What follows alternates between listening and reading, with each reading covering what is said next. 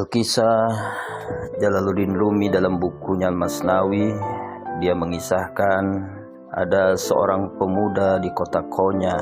Dia menanam pohon berduri di tengah jalan.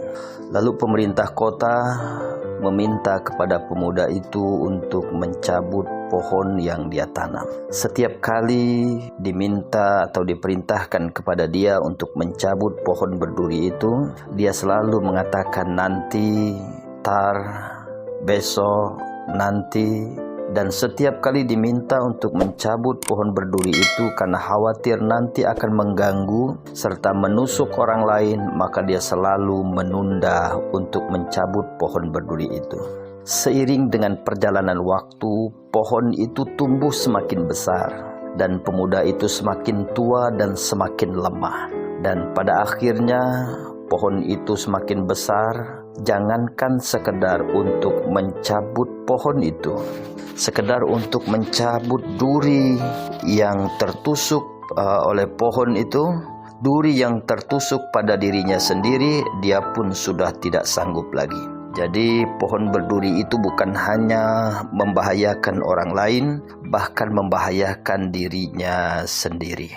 Dari kisah itu Jalaluddin Rumi memberikan nasihat kepada kita. Seringkali ketika kita melakukan kesalahan, melakukan dosa, dan orang-orang mengajak kita untuk melakukan kebaikan atau bertaubat, maka kita selalu mengatakan nanti karena masih muda, masih banyak keinginan, masih banyak aktivitas, nanti kalau sudah tua baru berusaha untuk bertaubat atau melakukan kebaikan.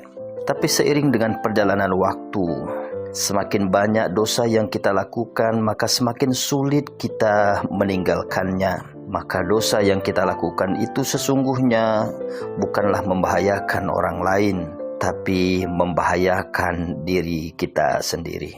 Oleh karena itu, kepada para santri, anak-anakku yang dimuliakan oleh Allah Subhanahu wa Ta'ala, jangan tunda-tunda untuk melakukan kebaikan. Apalagi anak-anak masih banyak punya waktu, maka boleh jadi semakin menunda kebaikan atau semakin malas kita untuk belajar, maka pada akhirnya kita akan ketertinggal jauh dari orang-orang lain.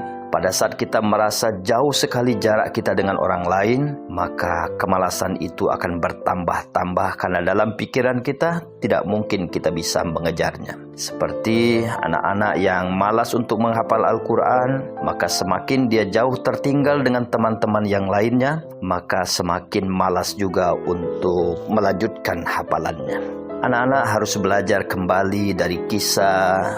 Ada seorang yang terkenal dengan nama Ibnu Hajar Al-Asqalani.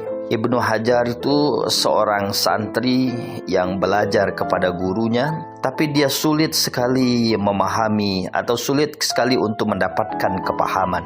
Dan pada akhirnya dia memutuskan untuk keluar dari sekolahnya. Di tengah jalan, di tempat peristirahatan, dia menyaksikan ada sebongkah batu yang keras dan batu itu berlubang. Setelah dia amati, ternyata lubang itu berasal dari tetesan air di atasnya. Lalu dia berpikir, kalau batu yang begini keras, yang begitu keras saja bisa berlubang karena kontinuitas, karena repetition, karena pengulangan tetesan air itu. Jadi batu yang keras saja bisa berlubang. Kemudian dia memutuskan untuk kembali ke pesantrennya, dan singkat cerita pada akhirnya dia menjadi seorang ulama yang terkenal, yang dikenal dengan Ibnu Hajar Al-Asqalani. Karena itu anak-anak, untuk menjadi seorang yang ahli pada bidangnya, maka dia harus melakukan pengulangan demi pengulangan atau repetition,